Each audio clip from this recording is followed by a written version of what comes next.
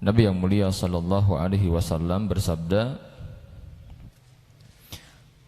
la salata liman lam yaqra bi Fatihatil kitab. Tidak ada salat bagi orang yang tidak membaca surat Al-Fatihah. Para ulama ahli fikih sepakat menyampaikan bahwasannya tidak sah salat seseorang yang di dalamnya tidak membaca surat Al-Fatihah. Jadi surat Al-Fatihah ini rukun. Hadirin sekalian, bagi setiap muslim yang disiplin dengan salat yang 5 waktu sehari semalam, minimal dia akan mengulang-ulang membaca surat ini sebanyak 17 kali.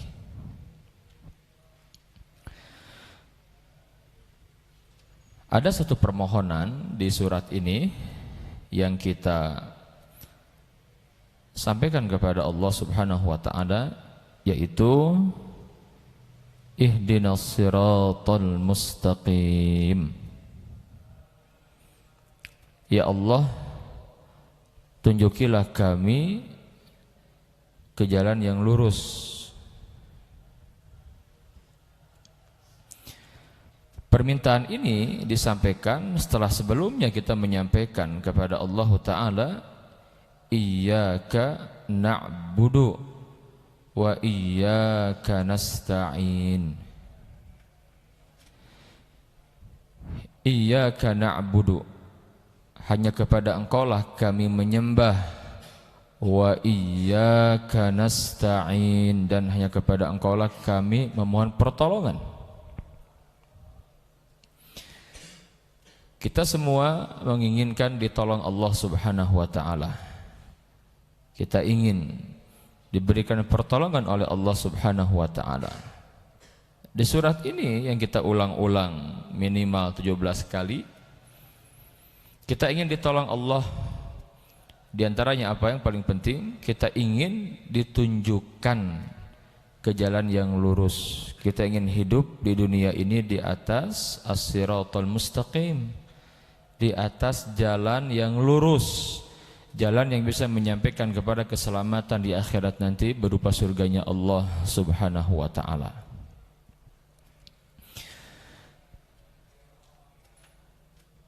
Jalannya siapa? As-siratal mustaqim itu di ayat selanjutnya Allah Ta'ala menegaskan, siratal ladzina an'amta alaihim, yaitu jalannya orang-orang yang telah Engkau beri nikmat kepada mereka.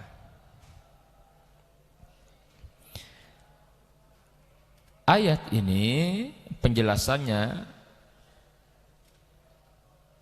dibahas di surat An-Nisa di ayat yang ke-68 dan 69. Di ayat yang ke-68 Allah Ta'ala berfirman,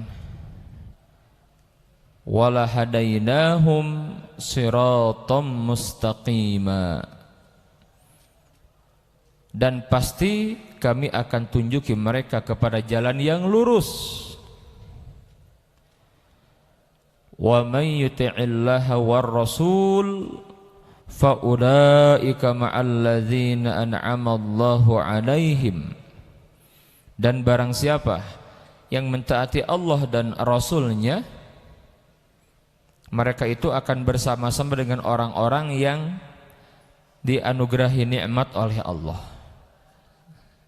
Tadi kita minta ya, ihdinas siratal mustaqim, ya Allah tunjukilah kami jalan yang lurus, siratal ladzina an'amta alaihim, yaitu jalannya orang-orang yang Engkau telah beri nikmat kepada mereka.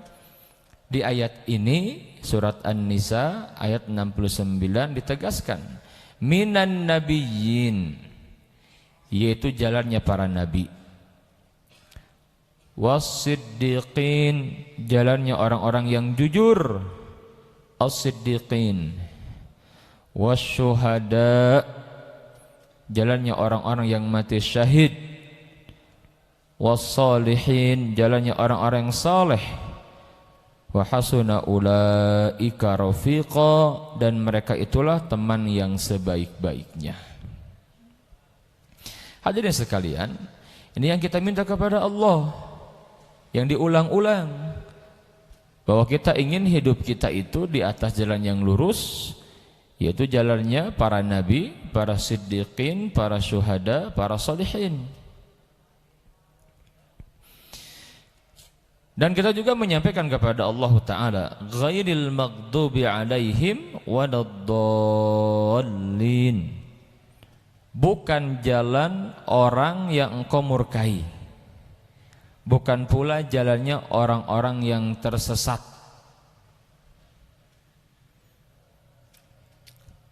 Dahulu sahabat Nabi yang mulia sallallahu alaihi wasallam yang bernama Adi bin Hatim radhiyallahu anhu.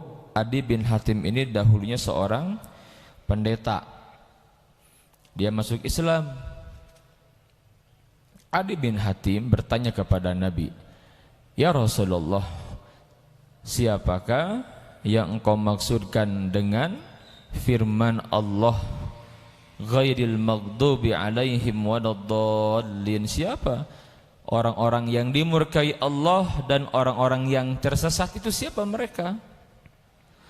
Maka Nabi yang mulia sallallahu alaihi wasallam menjawab, orang-orang yang dimurkai Allah itu adalah al-Yahud, orang-orang Yahudi.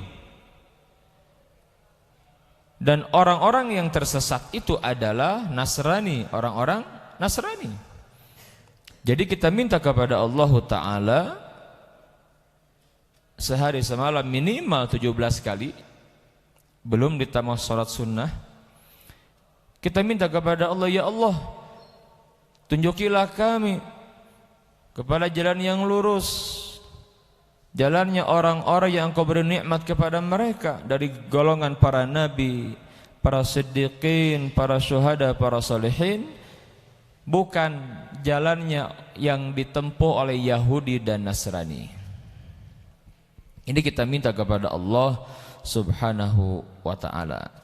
Hadirin sekalian, kita lihat, jadi 4 golongan ini yang kita ingin berada di atas jalan yang telah mereka tempuh. Yang pertama, minan nabiyyin, para nabi. Oh, tidak mudah, betul tidak? Dan sekarang ini ya sudah tidak ada kenabian kan? Sudah tidak ada kenabian. Nabi yang mulia sallallahu alaihi wasallam itu nabi akhir zaman. Tidak akan ada nabi setelah beliau. Dan kita adalah umat akhir zaman. Tidak ada umat setelah umat Islam ini. Gak mungkin lah. Yang kedua, wasiddiqin, para siddiqin, orang-orang yang jujur. Ada yang menyebutkan para ulama ahli tafsir jalannya Abu Bakar, jalannya para sahabat. Ini pun tidak mudah juga. Untuk menjadi orang yang siddiqin itu harus bersama orang-orang yang jujur, kan begitu. Sebagaimana di dalam Al-Quran disebutkan, ya, wahai orang-orang yang beriman, bertakwalah kepada Allah, ya, dan berkatalah jujur bersama orang-orang yang jujur. Tidak mudah. Wasyuhada, orang-orang yang mati syahid pun tidak mudah. Tidak semua orang diberikan karunia bisa berjuang di jalan Allah di medan perang dan terbunuh menjadi syahid. Wassalihin, dan orang-orang yang saleh. Nah, ini nih yang kita ada harapan, ya. Kita ingin menjadi orang-orang yang saleh. Bagaimana kriterianya? Keempat hal ini, an-nabiyyin wasiddiqin wasyuhada'i wassalihin, di awal ayat dijelaskan mereka adalah wa may yuti'illah war rasul, yang taat kepada Allah dan taat kepada Rasul. Ya, taat kepada Allah dan taat kepada Rasul.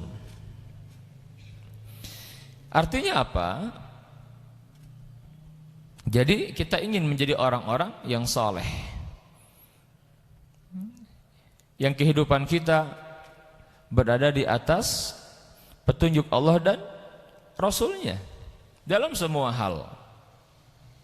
Termasuk di antara yang harus kita fahami adalah, saudaraku, ya, agar kita berada di atas siratal mustaqim, di atas jalan-jalan orang yang lurus, ya, yang ditempuh para nabi, para syuhada, para siddiqin, para syuhada, para salihin, adalah bagaimana, ya, Allah dan Rasul memerintahkan kepada kita cara memilih pemimpin. Ya, itu Allah Ta'ala memberikan aturan kepada kita bagaimana cara memilih pemimpin. Maka di surat An-Nisa di ayat yang ke-59 Allah Ta'ala menegaskan, ya ayyuhalladzina amanu, wahai orang-orang yang beriman, ati'ullah wa ati'ur rasul wa ulil amri minkum. Wahai orang-orang yang beriman, taatilah Allah dan taatilah Rasulnya dan ulil amri di antara kalian.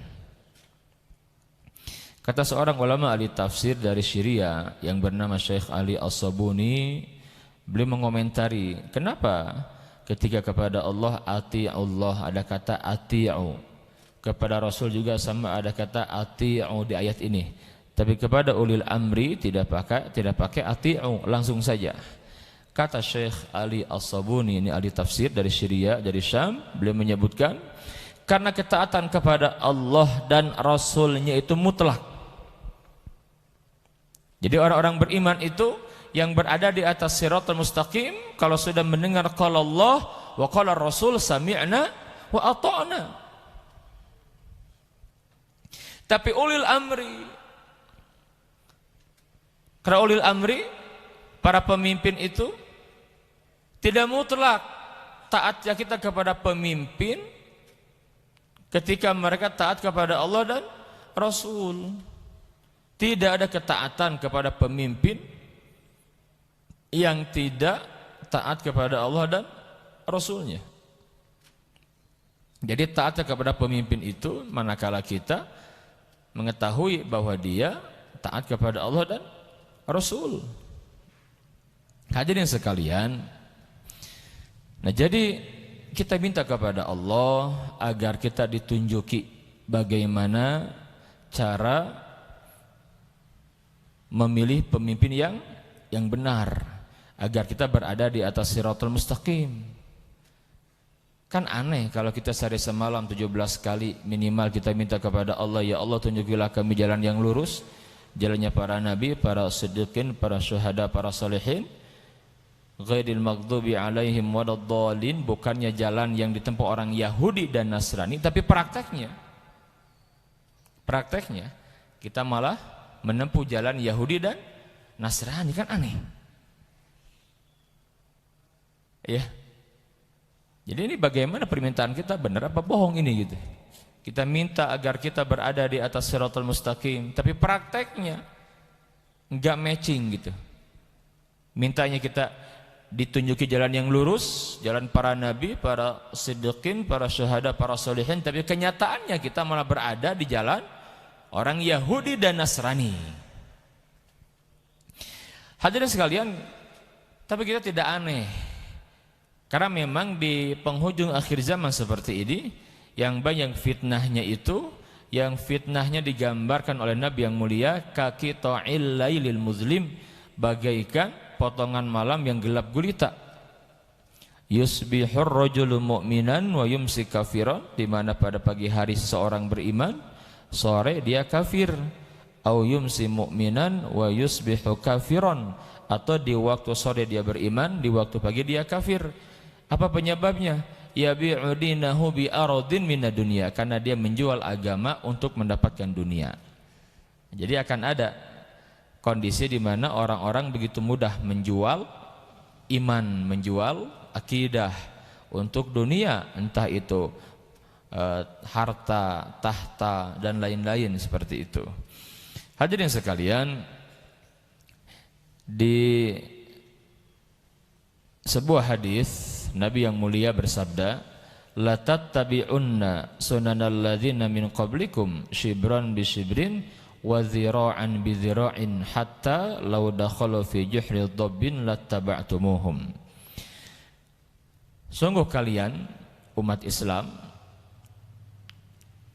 di akhir zaman benar-benar akan mengikuti sunnah-sunnah orang sebelum kalian, cara hidup kebiasaan orang-orang sebelum kalian.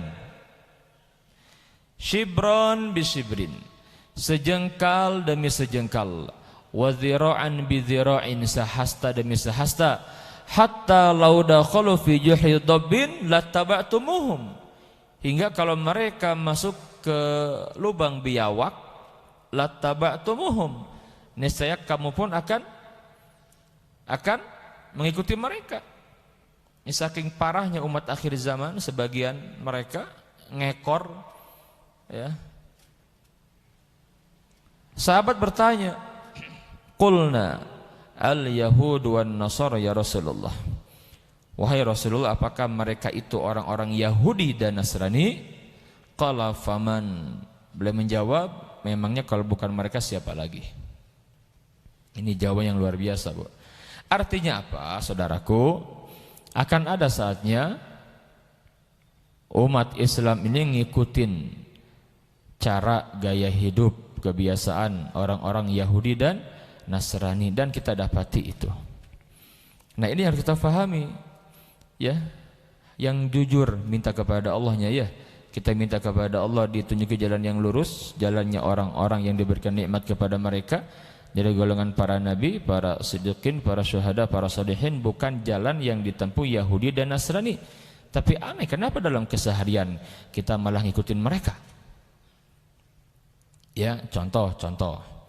Setiap tahun nih keimanan saudara kita di negeri ini terancam terus setiap tahun.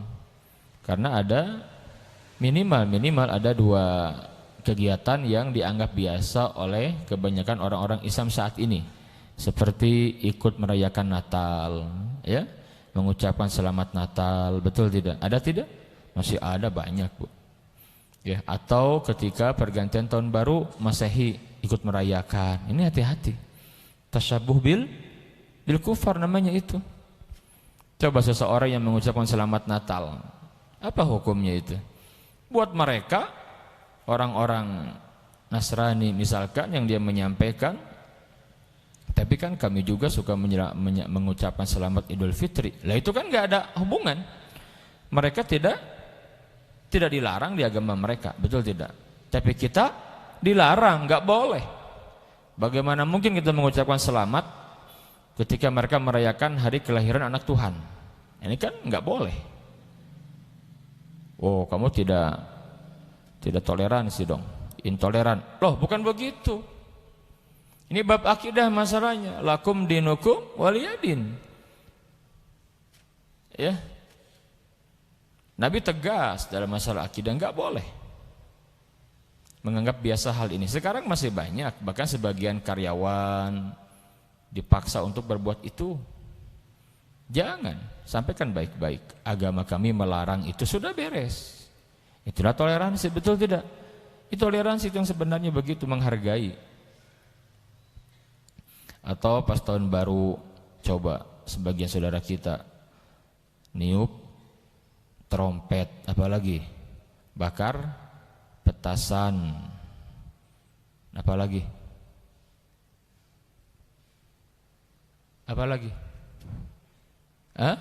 ya bakar petasan, niup trompet dan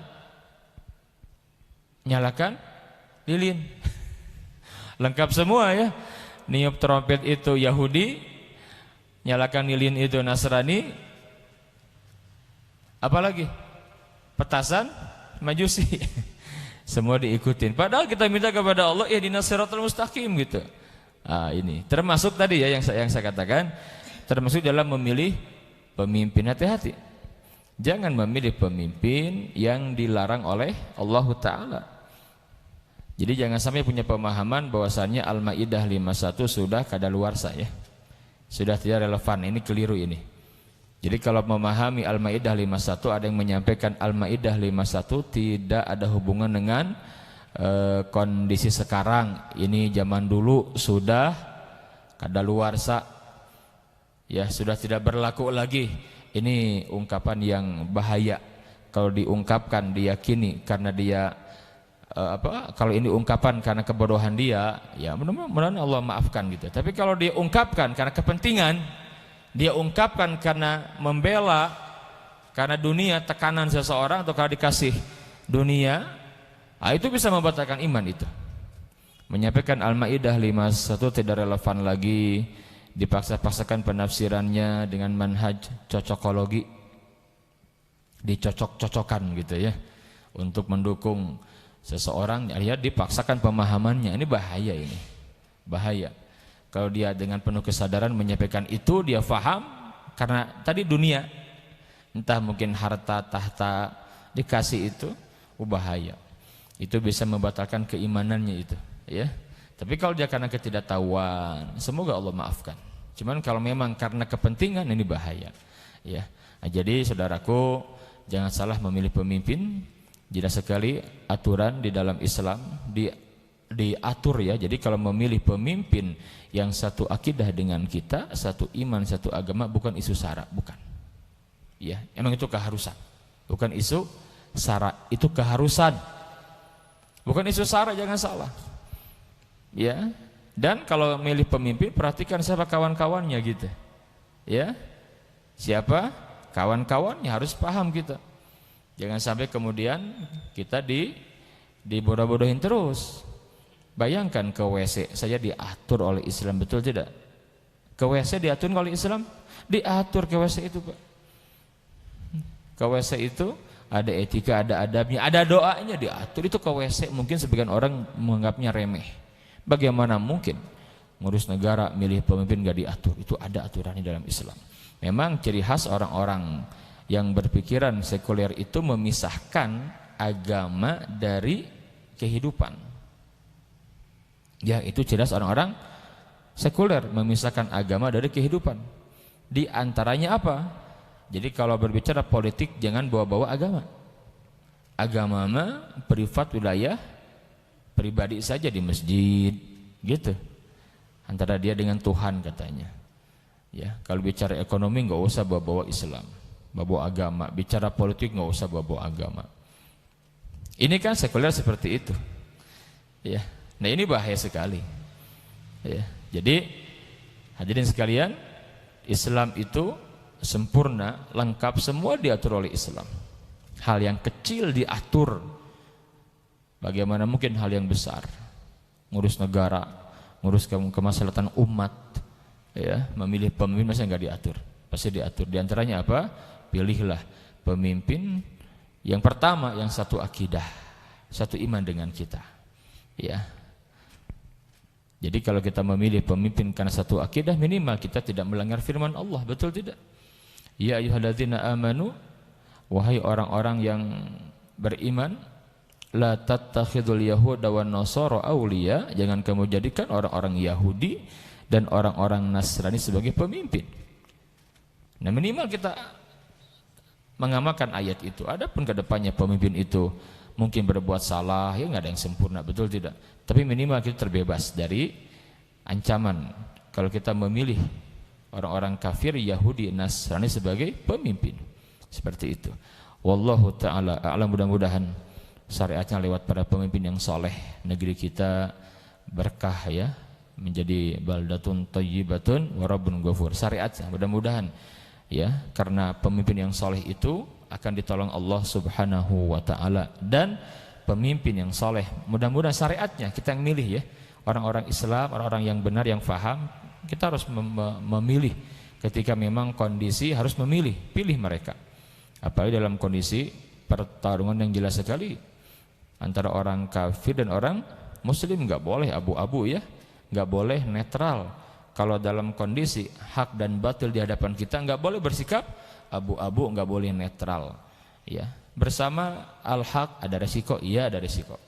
Bersama ahlul batil ada resiko, iya ada resiko. Bahkan abu-abu netral pun ada resikonya, nggak boleh. Wa qul ja'al haq wa zaqal batil. Katakan, yang hak telah datang, yang batil telah lenyap. Innal batila kana zahuqa. Sesungguhnya yang namanya kebatilan pasti akan lenyap. Kuncinya apa? Tampakan al-haq. Ya, tampakan al-haq.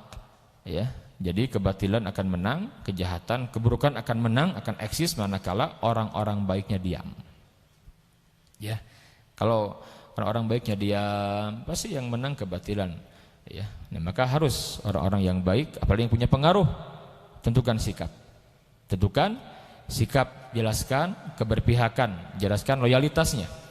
Ingat, la ilaha illallah itu mengharuskan adanya loyalitas dan disloyalitas atau al-wala wal bara. Mudah-mudahan Allah Ta'ala memberikan kepada kita karunia berupa pemimpin yang soleh, yang mendatangkan kemaslahatan untuk umat Islam mobil khusus. Semoga mereka berjuang bersama para ulama menjaga ya keberkahan negeri ini dari konspirasi musuh-musuh Islam dan orang-orang yang ingin berniat jahat kepada kita. Wallahu ta'ala a'lam. Kang Hasan, habis waktunya ya. Iya, mohon maaf nih. Ya baik hadirin sekalian, semoga yang disampaikan menjadi nasihat buat siapapun yang mendengarkan ini ya. Bahwasanya kita minta kepada Allah di atas jalan yang lurus, hidup kita ingin istiqomah di atas as-siratal mustaqim. Maka pahamilah bahwa as-siratal mustaqim itu jalan yang ditempuh para nabi, para siddiqin, para syuhada, para sholihin. Pastikan kita berada di atas jalan itu, jangan di atas jalan yang dimurkai, jalan orang Yahudi, dan yang tersesat jalannya orang-orang Nasrani. Wallahu ta'ala a'lam. Subhanakallahumma wa bihamdika asyhadu an la ilaha illa anta astaghfiruka wa atubu ilaik. Assalamualaikum warahmatullahi wabarakatuh.